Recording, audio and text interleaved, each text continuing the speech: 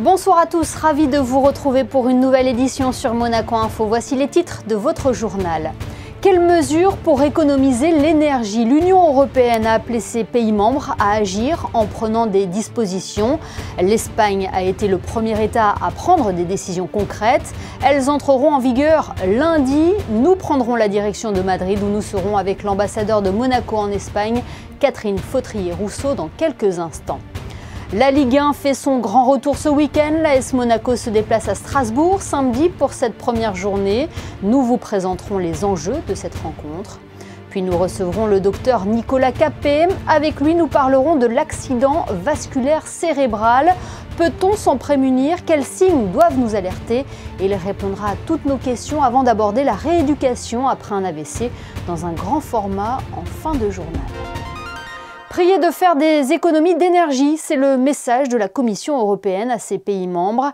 Avec les vagues de chaleur et la chute des livraisons de gaz russe, les États européens sont appelés à réduire leur consommation d'énergie.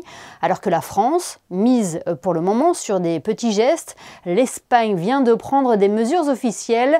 Rejoignons sur place l'ambassadeur de Monaco en Espagne. Bonsoir Catherine Fautrier-Rousseau. Bonsoir. L'Espagne fait partie des pays moteurs pour réduire la consommation des énergies. Il a acté d'ailleurs des décisions en début de semaine. L'objectif est double, la préoccupation écologique et réduire également l'importation de gaz russe. Oui, tout à fait. Les mesures qui ont été adoptées par le gouvernement espagnol en début de semaine sont assez restrictives puisqu'elles imposent notamment des températures maximales à ne pas dépasser sur le réglage de la climatisation pour l'été. Donc, il ne faudra pas aller au-delà de 27 degrés de climatisation et 19 degrés en ce qui concerne le chauffage pour l'hiver. Évidemment, l'objectif est à la fois de faire des économies d'énergie et surtout de lutter contre les pénuries éventuelles, effectivement, notamment dans les livraisons de gaz. Oui, tout à fait. Quelle était la politique espagnole avant la prise de ces mesures ? Il n'y avait pas véritablement de restrictions, en fait. On essaye quand même de prendre des mesures en la matière de façon à ce qu'on ne soit pas dans un blackout, surtout pour cet hiver. Mais ça fait polémique, ça fait énormément polémique, surtout dans des villes comme Madrid, qui sont des villes très touristiques, puisque ces restrictions, notamment en termes de climatisation, doivent toucher tous les établissements publics. Comme vous le savez, il fait extrêmement chaud en Espagne depuis non pas plusieurs semaines, mais plusieurs mois maintenant. Et donc, certaines régions, comme la communauté de Madrid, a d'ores et déjà décidé qu'elle ferait appel de ces dispositions gouvernementales. Parmi ces mesures également, il y a les vitrines qui doivent être éteintes au plus tard à 22 heures. C'est un coup dur aussi pour ces villes qui vivent la nuit. Pour ces villes qui vivent du tourisme, oui, évidemment, c'est un coup dur. Donc, c'est aussi pour ça donc qu'une région comme, enfin, la présidente en l'occurrence de la région de Madrid, Isabel Ayuso, a déjà annoncé qu'elle allait contester cette mesure parce qu'elle ne veut pas que la ville, dixit Madame Ayuso, soit une ville morte, une ville fantôme. Le tourisme est très important, donc effectivement, éteindre les vitrines des commerces, les façades des édifices à 22 heures, c'est problématique. D'autant que cette mesure doit toucher également les centres culturels, les hôtels. Donc, c'est quand même assez restrictif. Donc, on n'est pas dans une application qui va être respectée par tout le monde immédiatement. Même si, il faut quand même le souligner, les amendes peuvent être très élevées puisqu'on parle de 60 000 € d'amende en cas de non-respect de la réglementation. Vous venez de le dire, c'est une politique contraignante, mais le gouvernement incite également les Espagnols à se mobiliser en encourageant le télétravail, par exemple. Oui, effectivement, le télétravail a été, depuis la pandémie, effectivement, très bien suivi ici en Espagne. Donc, on encourage encore les gens à rester un petit peu en télétravail pour justement éviter la mobilité, les déplacements et donc la consommation inutile d'énergie. Je ne suis pas certaine que ce soit une mesure qui puisse effectivement aboutir à des économies importantes, d'autant qu'on parle beaucoup de l'énergie, de l'électricité, du gaz, on parle peu de l'eau. Et encore une fois, on est ici en Espagne en situation de sécheresse extrême depuis le mois de février. Aujourd'hui, les ressources en eau espagnoles sont inférieures à 40% de la capacité totale. Donc voilà, il faut aussi traiter ce problème si on veut vraiment avoir un effet bénéfique sur l'environnement pour le futur. Il faut aussi considérer les ressources hydriques. C'est ça, avant tout, le but de ces restrictions. Est-ce que la population espagnole adhère à cet effort national qui est demandé? On a vu tout à l'heure le point de vue politique, mais les Espagnols, qu'est-ce qu'ils en pensent de toutes ces mesures? Oui, les Espagnols sont très concernés par le fait de faire des économies et d'être attentifs à l'environnement, puisqu'ils sont touchés évidemment en premier lieu. Donc, ils sont parfaitement au fait de tout ça et je pense contribue pour chacun, en tout cas à son niveau, à faire des économies en la matière. Oui. Profitons de cet entretien, Catherine Fautrier-Rousseau, pour évoquer la visite du prince Albert II en Espagne. Quel était le but de cette visite qui a eu lieu la semaine dernière? Le souverain est venu en visite privée pour découvrir les sites archéologiques de la Sierra d'Atapuerca, qui sont classés donc au patrimoine culturel et protégés par l'UNESCO. Ce sont des sites absolument incroyables puisqu'on a pu, grâce aux fouilles qui ont été réalisées depuis les années 70, découvrir des vestiges archéologiques remontant à plus d'1 million, 1 200 000 ans, des vestiges humains. Et d'ailleurs, tout récemment, il y a 15 jours, on a fait les fouilles ont fait des découvertes, une découverte notable, puisqu'ils ont découvert une mandibule de restes donc humains également, qui potentiellement pourrait être datée, puisque c'est en cours en tout cas, de 1 400 000 à 1 500 000 ans. Donc c'est vraiment un site absolument incroyable en termes de découvertes archéologiques. Bien, merci beaucoup Catherine Fautrier d'avoir été avec nous ce soir pour nous exposer les mesures qui sont prises en Espagne concernant le changement climatique et puis aborder cette visite du prince Albert II en Espagne. Merci infiniment. Merci à vous. Cette information pratique à retenir à présent, les horaires du centre de dépistage à la Covid-19 vont être modifiés à compter de lundi prochain. Le centre sera ouvert de 8h30 à 16h30 la semaine. Les horaires en revanche ne changent pas pour le samedi, elles restent de 8h à 10h. Je vous rappelle également qu'il n'est plus nécessaire de prendre rendez-vous pour effectuer un test PCR au centre de dépistage. Une date à retenir à présent, le 10 août, le meeting Hercules accueillera pas moins de 21 champions du monde et olympiques au Stade Louis II, un parterre de stars de la discipline qui promet des confrontations de haut niveau. On peut citer notamment la présence de la recordwoman du monde du 400 mètres haies, Sydney McLaughlin, de la championne olympique du triple saut, Yulima Rojas, ou du double champion du monde en titre du 110 mètres haies, Grant Holloway. On reste dans le sport avec du football. Après avoir lancé sa saison en début de semaine en Ligue des Champions, l'AS Monaco retrouve la Ligue 1 ce samedi. Les Rouges et Blancs se déplacent à Strasbourg pour leur première rencontre de championnat. Frédéric Elion vous présente les enjeux de cette rencontre. 75 jours après le but inscrit dans le temps additionnel par Ignatius Ganago à Lens, qui a privé Monaco de qualification directe en Ligue des Champions et propulsé l'ASM dans un marathon infernal au mois d'août, les Monégasques retrouvent le championnat samedi. Un déplacement difficile pour entamer cette nouvelle campagne de Ligue 1 à Strasbourg, 6e du dernier championnat. Une pelouse où Monaco ne s'est plus imposé depuis 2018, les joueurs de Philippe Clément restent sur 3 défaites et un match nul à la Méno. Strasbourg, c'est un grand défi. J'ai vu que Monaco a eu beaucoup de difficultés les dernières années, les derniers matchs contre Strasbourg, chaque fois. C'est un grand défi pour tous les joueurs, pour changer ces stats. Et je pense que tout le monde est concerné sur ça. Strasbourg a beaucoup évolué, ils ont pris une autre dimension, mais nous aussi. Et comme je le répète, c'est le premier match, il faudra être déterminé, concentré, il faudra aller chercher un résultat, il faudra être dominant. La saison passée, Monaco avait laissé des points en route dans les matchs de Ligue 1, coincés entre 2 rendez-vous européens. Il faudra mieux négocier ces rencontres cette année et ça commence par ce match à Strasbourg avant de retrouver le PSV. Le groupe a plutôt bien récupéré, je dirais. On a une grosse préparation justement pour faire face à cette période. Et avec les entraînements un peu plus légers entre les matchs, on a le sentiment d'être beaucoup plus frais et beaucoup plus rapidement. La saison dernière, c'était nouveau. Là, on n'aura pas d'excuses. Là, c'est le premier match du championnat de la Ligue 1 et c'est toujours bien de commencer par une victoire. Voland et Golovin seront suspendus pour ce premier match de Ligue 1.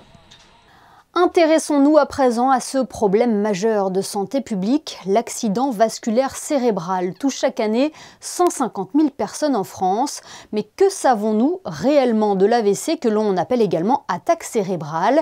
Et pouvons-nous nous en prémunir? Pour le savoir, le neurologue Nicolas Capet, qui exerce au centre hospitalier Princesse Grasse, est avec nous ce soir. Bonsoir Nicolas Capet. Bonsoir. Docteur, est-ce que vous pouvez tout d'abord nous définir ce qu'est un AVC ? Alors la définition d'un accident vasculaire cérébral, elle est très simple, elle est avant tout clinique. Elle repose sur 5 symptômes. Donc il s'agit d'un déficit neurologique brutal, d'apparition très rapide.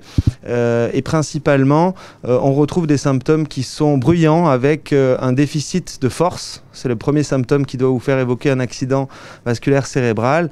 Un bras, une jambe ou tout un côté du corps qui ne fonctionne plus bien. Le deuxième symptôme fréquent aussi, c'est caractérisé par des troubles sensitifs. Donc c'est une perte de la sensibilité au niveau d'une région du corps, latéralisée en général aussi. Et très fréquemment, peuvent s'associer d'autres symptômes, notamment des troubles du langage qu'on appelle une aphasie ou des troubles de l'articulation. Enfin, on néglige plus souvent aussi des troubles visuels ou un voile noir brutal qui doit nous faire évoquer un accident vasculaire cérébral. Plus rarement aussi, et le 5e symptôme qu'on peut retrouver se manifeste par des vertiges très importants, brutaux, qui là aussi doivent nous faire consulter en urgence pour être pris en charge pour suspicion d'accident vasculaire cérébral. Voilà, c'est ce que j'allais vous dire, docteur. Comment agir en cas d'apparition de ces signes ? Chaque minute compte pour le cerveau quand il s'agit d'une occlusion d'une artère ou d'une veine dans le cerveau, voire un autre type d'accident vasculaire cérébral qu'on appelle les hémorragies ou les hématomes intracrâniens.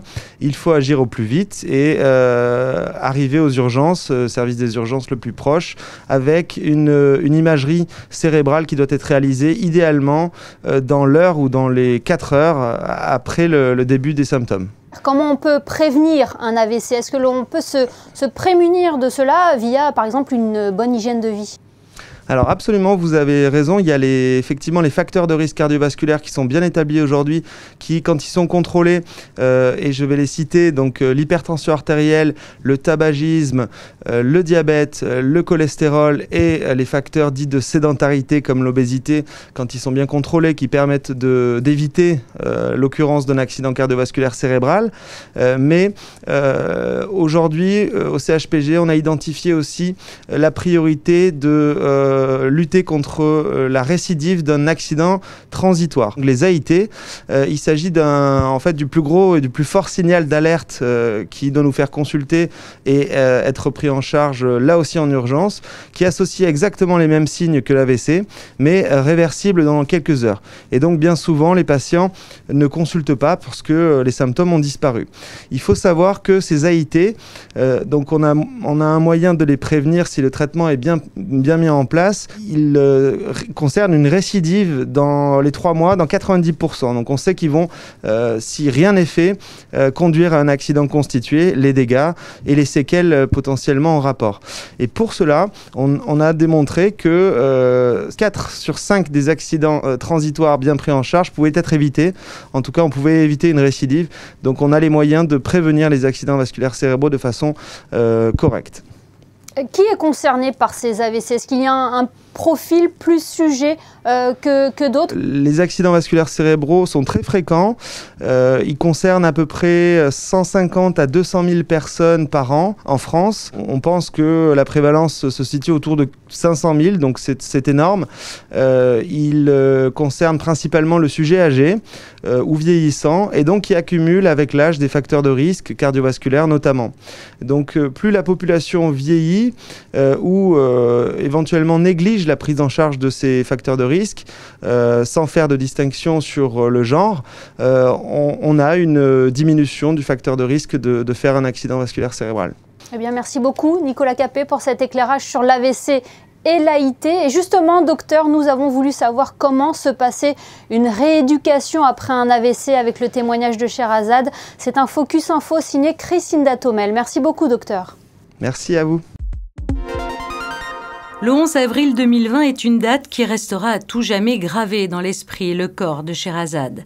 Jeune femme pleine de vie, maman d'une petite fille, cette acharnée de travail faisait ses courses à Nice lorsque soudainement elle a perdu la faculté de sa jambe et de son bras gauche. Sherazade venait de faire un accident vasculaire cérébral hémorragique alors qu'elle se trouvait dans une boucherie. La jeune femme a tout de suite été prise en charge par les équipes du SAMU. Ils sont arrivés très rapidement. Je suis montée dans l'ambulance. On est arrivé à l'hôpital Pasteur et j'ai eu beaucoup de chance parce que j'étais vraiment pas loin. Transférée au centre hospitalier Princesse Grace, un protocole de soins a tout de suite été mis en place pour permettre à Sherazade de récupérer au plus vite ses facultés. Un parcours long et difficile que la jeune femme a su relever en faisant preuve d'abnégation, de force et de courage. Ça a démarré par de la kiné. Et rapidement, on a intégré les séances d'ergothérapie. Je ne savais même pas ce que ça voulait dire. Troisième cause de mortalité et première cause de handicap, les AVC touchent toutes les tranches d'âge et autant les hommes que les femmes. Chaque année, on compte 120 000 nouveaux cas d'AVC en France. Ils vont être pris en charge par une équipe pluridisciplinaire. Donc il va y avoir le kiné, l'ergothérapeute, l'orthophoniste, aussi parfois le psychologue ou la psychomotricienne, sachant que le point de départ, c'est toujours le médecin. Ce sont des corps de métier qui sont à la fois différents, mais qui partagent en fait un soin global. Le kinésithérapeute, qui est peut-être celui qu'on connaît le plus dans son métier, lui, il va travailler au niveau musculaire, travailler sur les transferts, voilà, sur les postures. L'ergothérapeute, elle va avoir un rôle un peu différent. Elle va travailler plutôt sur tout ce qui est préhension, tout ce qui est toucher, sensibilité, mais aussi tout ce qui est évaluation de l'environnement du patient pour lui permettre d'avoir une vie plus normale possible. L'orthophoniste, elle va travailler sur les troubles de la déglutition que l'on trouve très régulièrement chez les patients qui ont développé un AVC. Et la psychomotricienne, elle va travailler sur les repères spatio-temporels du patient pour lui permettre aussi d'améliorer sa qualité de vie. Les équipes de rééducation du CHPG considèrent qu'elles ont 3 phases d'évolution de l'AVC. Une phase dite aiguë, sur laquelle elles ont un rôle très particulier à jouer, une phase de récupération fonctionnelle, et puis une phase chronique qui est une phase de récupération active essentielle pour le patient. Dans les premières semaines, les premiers mois après un accident vasculaire cérébral, il y a une phase qui est dite de récupération neurologique. C'est donc le cerveau qui va se réparer, mais aussi se réorganiser. C'est ce qu'on appelle la plasticité cérébrale. C'est quelque chose qu'on ne maîtrise pas. Il n'y a pas de médicaments, il n'y a pas de traitement en fait qui va modifier cette récupération neurologique. Par contre, elle peut être accompagnée, elle peut être optimisée, et c'est là que la rééducation a toute sa place. Et si la rééducation est essentielle, moins connue, l'ergothérapie se veut elle aussi indispensable. Experte en réadaptation, elle apporte des solutions au handicap à l'aide de différents types de soins, de conseils et d'activités éducatives. Là, c'est ce qu'on appelle la thérapie miroir. C'est-à-dire que le patient va venir placer sa main lésée dans le bac noir et sa main saine de l'autre côté du miroir. Et le but de l'exercice, c'est qu'il regarde toujours dans le miroir au moment où il fait les exercices. Donc les exercices vont être réalisés en même temps et il faut qu'il pense à chaque fois que la main qu'il voit dans le miroir, c'est la main qui est à l'intérieur. Donc on va leurrer en quelque sorte le cerveau pour stimuler la plasticité cérébrale. Après de longs mois d'efforts et de rééducation, grâce à l'aide et au soutien des soignants du CHPG, Sherazade a pu aujourd'hui reprendre sa vie professionnelle. Coiffeuse et esthéticienne de formation, la jeune femme peut de nouveau effectuer des gestes nécessitant une grande précision, des gestes qu'elle était encore incapable de réaliser il y a peu. Alors on nous donne un schéma et on nous donne des petits morceaux de bois et on nous dit de le reconstruire, par exemple. Enfin, c'est des choses qui paraissaient très simples, mais au moment de le réaliser, on voit que le cerveau ne suivait pas. Et c'est là qu'on réalise en fait qu'on a vraiment un problème. Parce qu'on ne s'en rend pas compte qu'on ne sait pas faire les choses. On n'est jamais prêt, parce que c'est une pathologie qui arrive soudainement. Donc quelque part, ça vous fauche dans une vie que vous aviez, dans laquelle vous vous sentiez bien. Et du coup, les patients, quand ils viennent nous voir, quand ils arrivent à nous, c'est vrai que psychologiquement, ils sont souvent un peu affaiblis. Alors bien sûr, parfois, on n'arrive pas à une récupération totale, mais petit à petit, on s'accroche sur des petits objectifs et on essaye de faire un pas après l'autre pour arriver le plus loin possible. On reproduit le même exercice quelques jours ou semaines après et je le réussis alors qu'avant je ne réussissais pas. Et puis la plus grande victoire, je pense que c'était de marcher. Quand on marche, mais moi moi je me sentais Wonder Woman. Hein. Je croyais que je pouvais voler en plus. Je pensais que le fait de pouvoir remarcher, j'étais même capable de voler, quoi. Parfois, on a l'impression que quand on regarde le dossier, quand on regarde l'image, on se dit que ce patient probablement ne va pas récupérer ou récupérera très peu. Et puis, on ne sait pas trop pourquoi. Parfois, alors on ne sait pas si c'est le relationnel entre le thérapeute et le patient, la façon de lui avoir fait passer les messages, de lui dire « Ok, accroche-toi, on y va, t'es pas tout seul, on est ensemble », qui fait que parfois on est hyper étonné. Et c'est vrai, c'est un petit peu un côté magique. Et le patient récupère bien plus que l'on aurait pu espérer, quoi. Se reconstruire après un AVC demande aussi une grande force mentale et le soutien des proches et de l'entourage joue alors un rôle indispensable, la personne touchée par cette maladie pouvant parfois douter de ses propres capacités. Elle-même n'était pas sûre de vouloir reprendre une activité, de la manière dont elle allait le faire. Donc on a fait ça en bonne intelligence, on s'est vu de nombreuses fois avant de l'engager. Vous l'avez vu, Sherazade, elle est lumineuse, elle est rayonnante, elle a beaucoup de choses à donner. Et donc elle s'est fait accepter par toute l'équipe, donc ça se passe merveilleusement bien. Lumineuse, c'est le mot qui définit le mieux cette jeune femme, qui force l'admiration et qui dégage une énergie positive. Sherazade a su faire de son combat une force, et c'est pourquoi nous avons voulu lui laisser le mot de la fin. Tout est beau autour de nous. Même ce qui est gris, on va le voir rose, et ce qui est noir, on va le voir blanc, quoi. Mais tout est beau, tout. Il y a beaucoup de bienveillance. On me fait remarquer que je vais mieux, on me fait remarquer aussi que j'avance. Et surtout, on me dit toujours que je suis forte. Et ça, moi, je ne le voyais pas, par contre. Mais on me dit tout le temps que je suis trop forte. Et alors, qu'est-ce qu'on peut vous souhaiter maintenant pour demain? De continuer à me battre, mais pas que pour moi. Pour toutes les personnes qui ne se lèvent pas, parce qu'elles ne savent pas que c'est possible. Voilà pour ce témoignage plein d'espoir. Ce journal est à présent terminé. Avant de nous quitter, jetons un coup d'œil sur les prévisions météo. Quel temps est prévu pour la journée de demain, Frédéric Hélion? Grand beau temps, Émilie, encore une très belle journée estivale avec du soleil, peu de vent et toujours cette chaleur. Les températures seront comprises entre 26 et 33 degrés avec une température ressentie de 36 l'après-midi. L'eau sera à 27, vendredi 5 août. N'oubliez pas de souhaiter une bonne fête aux Abel. Merci Frédéric et merci à vous de nous être fidèles chaque soir sur Monaco Info. Les photos de fin de JT vous emmènent ce soir dans l'un des lieux les plus visités en Principauté et qui connaît un large succès depuis sa réouverture, les grands appartements du Palais Princier. Photo signée Manuel Vitali. Très belle soirée et à demain pour une nouvelle édition sur Monaco Info.